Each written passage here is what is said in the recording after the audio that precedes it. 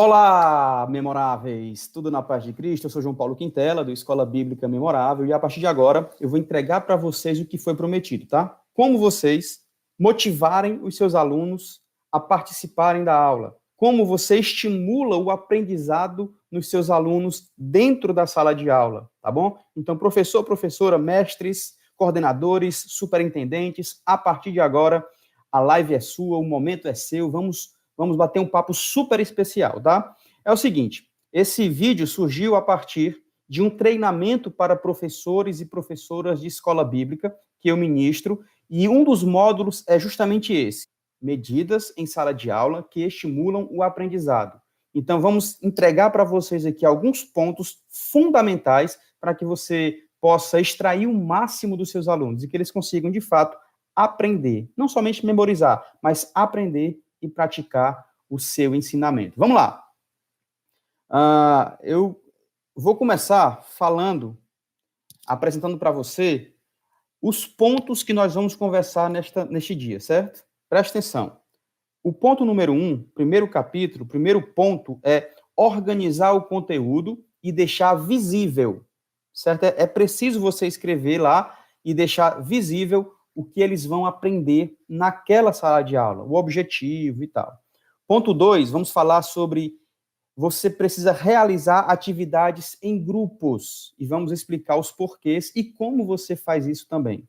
3, valorize o desenvolvimento de cada aluno. Vamos explicar exatamente isso porque é fundamental. Faça dinâmicas de autoconhecimento. Eu vou apresentar para vocês algumas dinâmicas para que vocês consigam utilizar dentro da sala de aula. Foque no processo, tá? A gente tem a tendência, porque fomos criados assim, de focar no resultado. Eu tenho que focar no processo, e vamos conversar também sobre isso.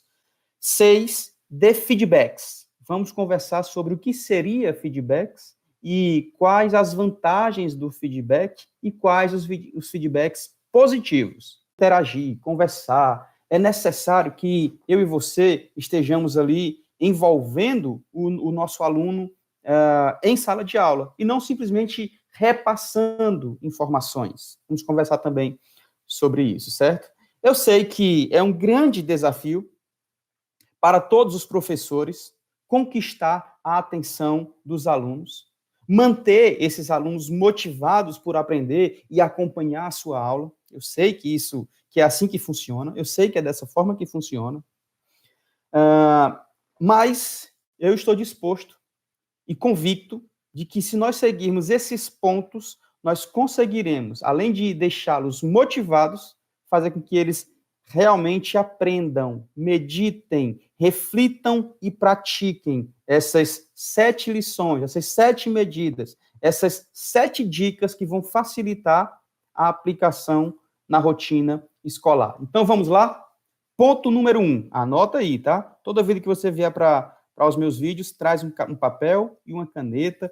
Eu vou dar outra sugestão. Pega um caderno e põe lá, Escola Bíblica Memorável. E todos os vídeos você põe o título e vai pontuando, porque todas as minhas lições, todos os meus estudos, todos os meus vídeos são pontuados para que você possa assimilar melhor e aplicar de uma forma mais inteligente, mais interessante, tá? Então, vai lá. Primeiro ponto, organize os conteúdos e deixe-os visíveis.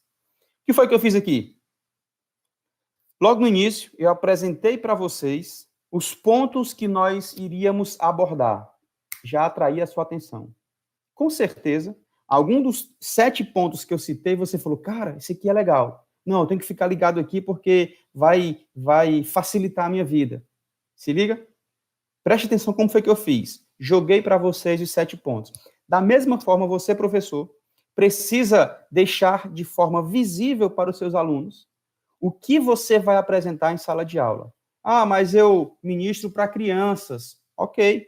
Então, vai falar sobre Moisés, desenha um cajado. Sobre Davi, faz lá um desenho de uma ovelha. Enfim, se for para adultos, aí você já coloca em ordem do que você vai falar para que eles já possam organizar na sua mente, tá? Então, claro, dependendo da faixa etária, você vai disponibilizando esse resultado visual e essa organização visual. É simples, É coisa muito fácil de fazer, porém, muitos de nós, professores, negligenciamos isso.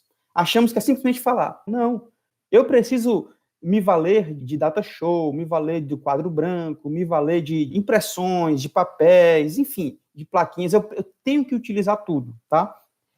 O visual facilita demais no aprendizado dos nossos alunos. É importante que a mente dos seus alunos tenha uma referência para se organizar. Quando você chegar, eu vou falar aqui sobre como estimular o aprendizado. Ótimo. Mas quando você não organiza isso, dificulta para quem está aprendendo. Quando eu te apresento o que nós vamos conversar, você já se organiza mentalmente, tá bom? Seja no slide, seja numa cartolina, seja no quadro branco. Ah, mas eu não tenho na minha sala de aula um quadro branco. Eu não tenho um slide porque a minha igreja e tal. Cara, várias opções, tá? Várias opções. Pega uma cartolina, põe na parede e utiliza essa cartolina, certo? Não tem desculpa. Ah, tem um flip chart que eu acho sensacional, mas é R$ 80, R$ 100, não sei qual é o valor. Pega a cartolina, prega na parede, cara, e vai riscando lá, vai pontuando. Não tem desculpa para não fazer esse destaque visual para os seus alunos. O que não pode é você não utilizar, certo? Ah, mas não tenho cartolina, não tenho onde pregar na parede, não tem nada. Então pega papel de caderno e escreve.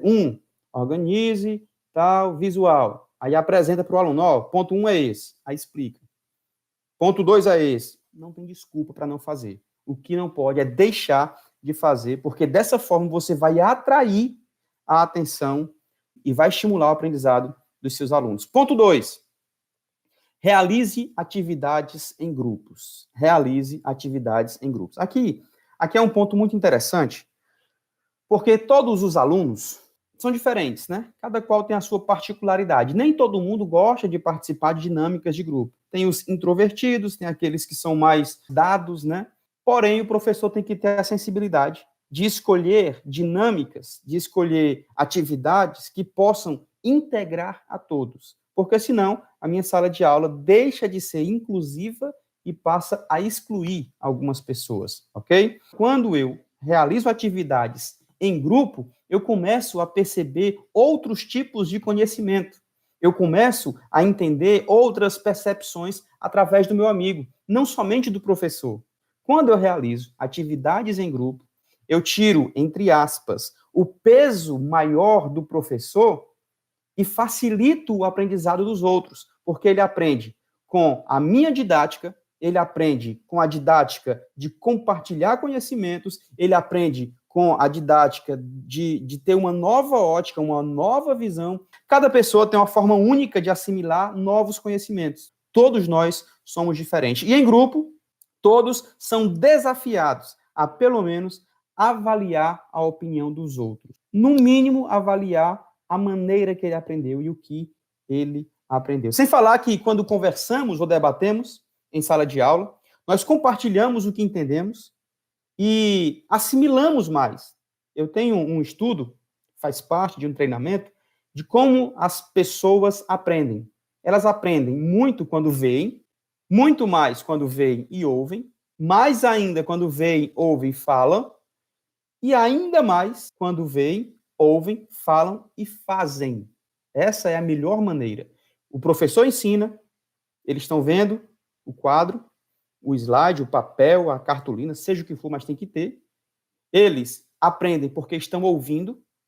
Eles aprendem quando respondem os questionamentos inteligentes dos professores. Inclusive, tem um e-book também falando sobre como fazer perguntas inteligentes para os seus alunos. E quando eles fazem, ou seja, as atividades em grupo, tá bom?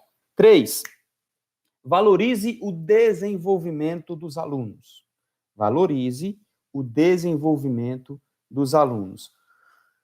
Eu preciso reconhecer quando eu percebo um aluno crescendo na graça e no conhecimento. O reconhecimento e a punição têm uma enorme influência, uma influência gigante no aprendizado dos meus alunos. Claro que o reconhecimento de forma positiva e a punição vai influenciar de forma negativa, totalmente deturpada do que nós queremos. Eu quero que meus alunos sejam influenciados pelas minhas lições de forma positiva, de forma que eles possam praticar no seu dia a dia, com a sua família, na escola, no trabalho, onde quer que eles estejam. E quando eu reconheço a sua evolução, o seu desenvolvimento, isso facilita, porque todo ser humano ele é movido por natureza, ele é movido pelo que é benéfico, pelo que dá prazer. E quando eu libero uma palavra de reconhecimento sincero, isso é bom deixar claro, não adianta eu ficar elogiando por elogiar. Não, se for sincero, eu preciso fazê-lo, tá? Porque ele vai sentir prazer naquilo e vai crescer cada vez mais.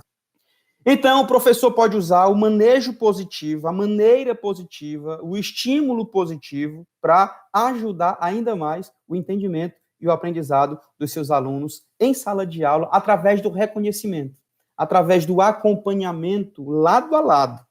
E dessa forma, também, as crianças, os jovens, os adultos, os senhores, os novos convertidos começam a desenvolver, quando percebem a sua evolução e recebem o reconhecimento disso. Eu preciso trazer para dentro da sala de aula tudo que é bom, positivo, para que eles desejem voltar todos os dias. Cara, que maravilha que hoje tem EBD de novo. Que coisa boa que hoje tem aula de novo. Poxa, eu não vejo a hora de retornar e mostrar que eu estou evoluindo cada vez mais, para a glória de Deus. Quarto, faça dinâmicas de autoconhecimento. O professor ele deve proporcionar momentos e situações que possibilitam aos alunos ampliar o seu autoconhecimento. O que nós estamos sofrendo muito hoje é que pessoas não se conhecem, acham que se conhecem. Tem jovens hoje com 18, 20 anos que não sabem o que querem da vida. Então, façam dinâmicas que estimulam, que ampliem o seu autoconhecimento. E para isso a gente pode utilizar dinâmicas de atividade artísticas, por exemplo. Tu vai falar sobre a criação, são 7 dias, você utiliza uma dinâmica para isso. Quando você faz atividades artísticas, vai falar sobre a criação, você cria uma historinha, e aí faz com que os alunos participem. Quando eles participam, eles começam a se perceber, poxa, eu tenho um poder de improviso. Eu vou dar um exemplo, tá? Vou dar um exemplo. Se você me colocar no teatro, se você me colocar para ensaiar, vai ter uma peça daqui a 2 semanas, vamos ter que ensaiar toda semana, todos os dias, sei lá. No ensaio, eu não ando, porque eu não sou ator. Eu não sou ator. Eu não consigo representar. Agora tem uma coisa, se chegar no dia da peça, faltou fulano, bota João Paulo lá, eu desenrolo, eu desenvolvo. Não porque eu sou bom ator, porque eu sou isso, eu sou aquilo, não. Mas é porque eu tenho um poder de improviso muito grande. Tá? Então, eu consigo desenvolver, eu consigo desenrolar, mas no ensaio eu não ando. Então, atividades artísticas, reflexões, debates. Eu faço muito debates em sala de aula. Por exemplo, eu fui ministrar sobre apologética, e aí, no último dia de aula, eu separei em 2 grupos e lancei uma pergunta sobre a fé cristã. Esse grupo aqui vai ter que defender a minha tese. Esse grupo aqui vai ter que ser contra a minha tese.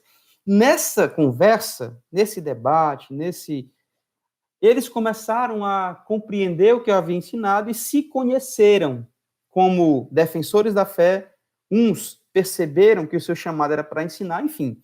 Vale muito a pena você fazer esse tipo de dinâmica, né?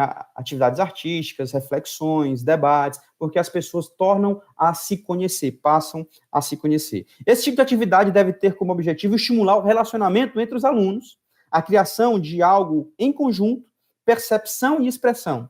Sabe, nesse debate que eu fiz, a gente teve como objetivo criar um argumento para se defender de alguns pontos contra a fé cristã. Então, cria um grupo, uma atividade, uma dinâmica para que as pessoas consigam construir algo. Construir algo. Pessoal, eu preciso falar sobre José do Egito. Como é que a gente poderia construir uma história interessante? Alguém conhece algum vídeo?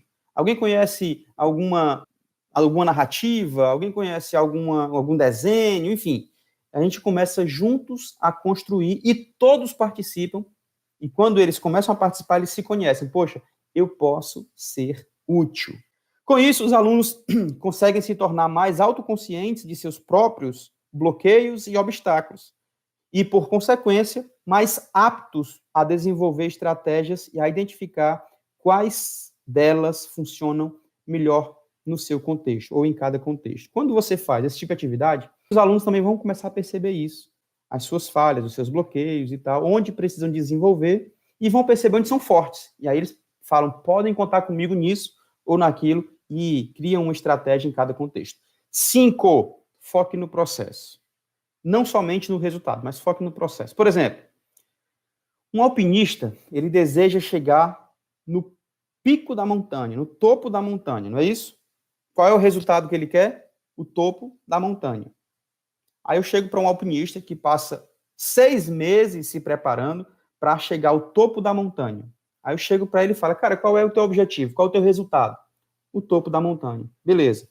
Eu vou... E como é que tu vai fazer isso? Não, eu tô preparando uma mochila com alimentação assim, água assado, pá. Beleza. Para chegar lá em cima, não é isso? É. Então vamos fazer o seguinte. Eu contrato um helicóptero e te levo até o topo da montanha. Pode ser? Ele vai dizer o quê? Não. Eu não quero simplesmente chegar no topo da montanha.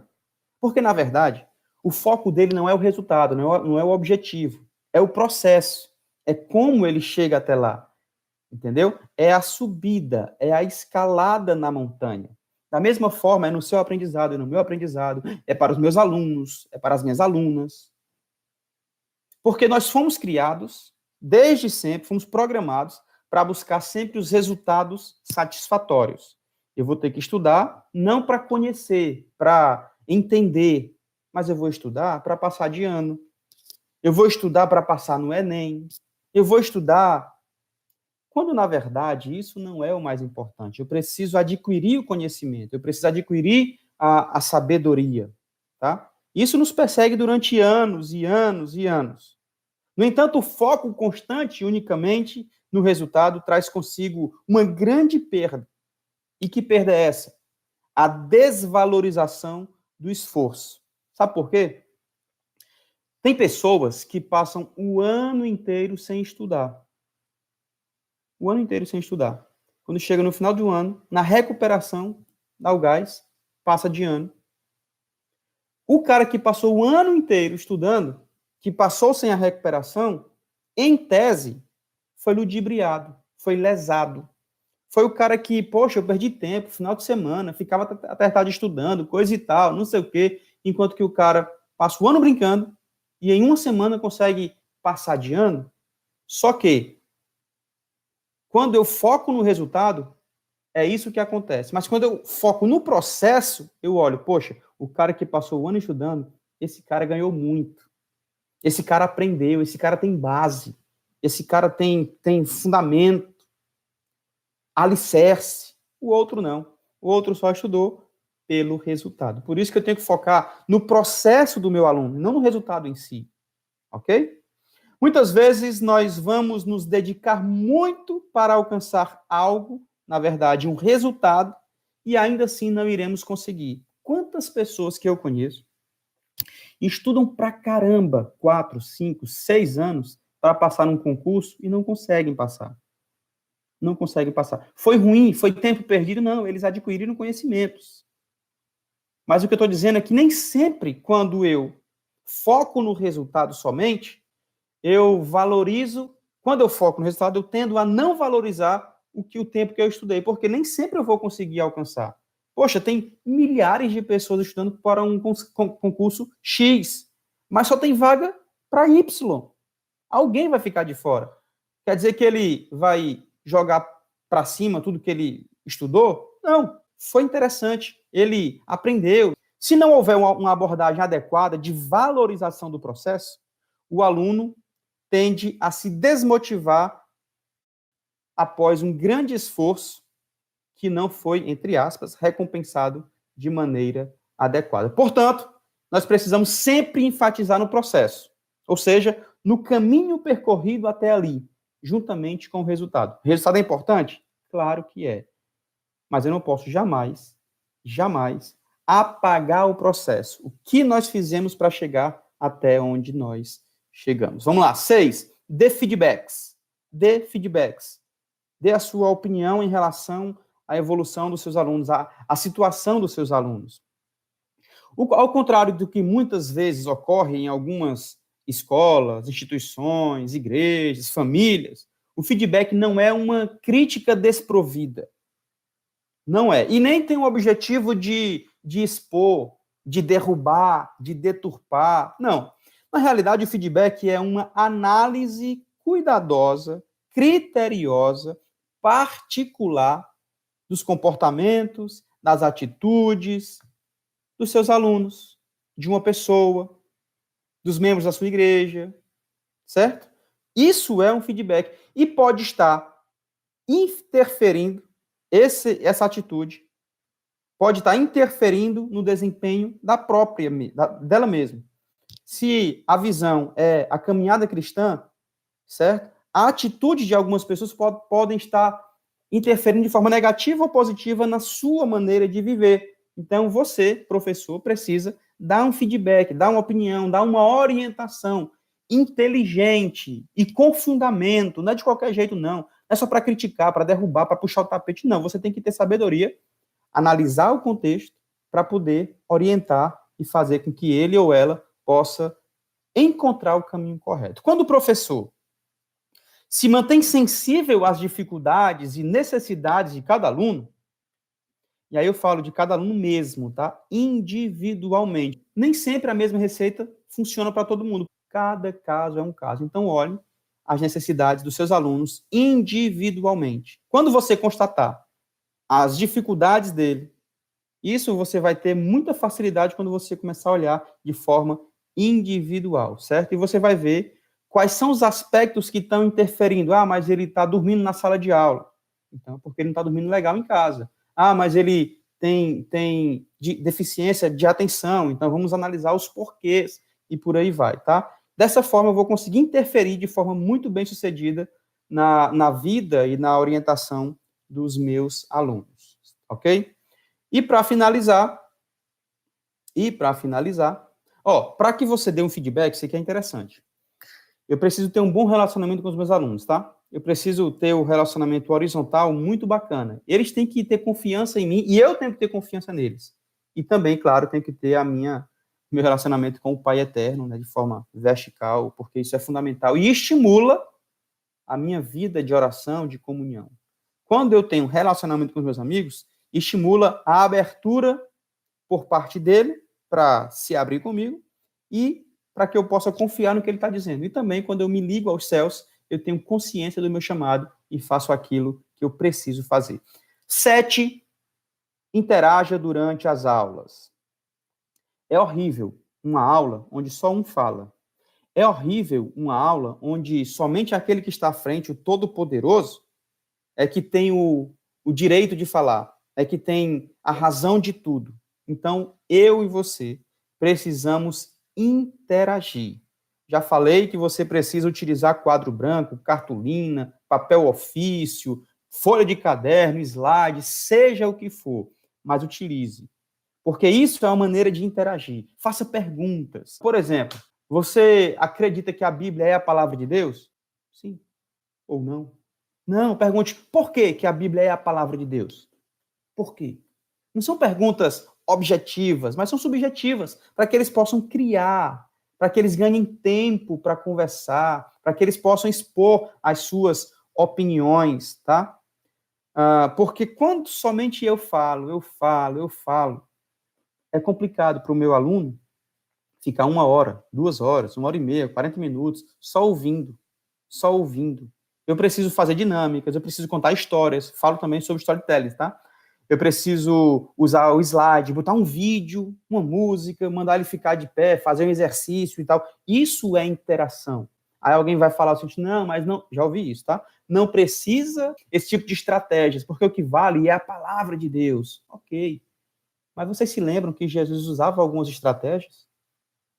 Como parábolas, como usar um barco, enfim, Jesus usava várias estratégias. Várias estratégias. Por que eu não posso usar? Aliás, o mestre dos mestres, que bastava falar que tudo acontecia, ele usava estratégias. Por que eu que tenho minhas limitações, você, que tem as suas dificuldades, não vai poder utilizar estratégias. Utilize para estimular a atenção e o aprendizado dos seus alunos.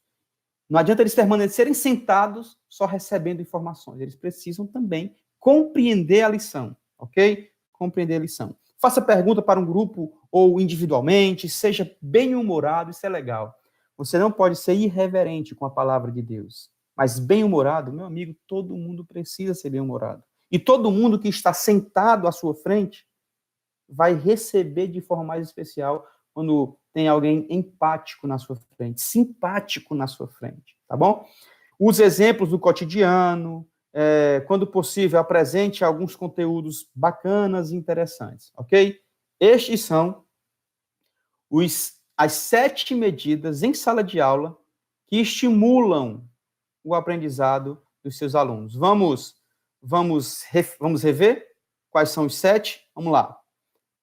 Primeiro, organize o conteúdo de forma visível e deixe visível. Realize atividades em grupo, valorize de cada aluno, faça dinâmicas de autoconhecimento, foque no processo, juntamente com o resultado, dê feedbacks e interaja durante a aula, tá? Interaja durante a aula. São apenas 7 medidas, coisas simples para você entender e compreender mais e melhor e extrair o melhor dos seus alunos também, tá certo? Para finalizar, eu digo que é muito importante manter a mente nos diagnósticos individuais. Eu preciso compreender e entender os meus alunos. Eu preciso perceber o desempenho dos meus alunos, todos eles. Eu preciso perceber as dificuldades no aprendizado, porque tudo isso é imprescindível para todo e qualquer professor. Sabe o que eu tenho percebido ao longo desses 10 anos? É que muitos professores entendem que a sua missão é chegar em sala de aula, abrir a Bíblia, ler a revista e pronto. Não é. Nós temos a missão de transformar vidas através da palavra de Deus, do ensino cristão. A palavra de Deus é poderosa para transformar vidas e você tem essa missão gigante. Então faça isso hoje. Faça isso hoje. Que a sua sala de aula seja completamente diferente a partir de agora e que seus alunos sejam impactados pelo seu ministério, tá bom? Vou deixar aqui embaixo alguns links de vídeos no nosso YouTube, vou deixar no nosso Instagram, @Escola Bíblica Memorável, vou deixar o link da nossa comunidade memorável, enfim, tem muita coisa bacana para você aprender mais e mais e mais, ok? Eu vou ficando por aqui, fique você e toda a sua família na paz de Cristo. Tchau e seja memorável!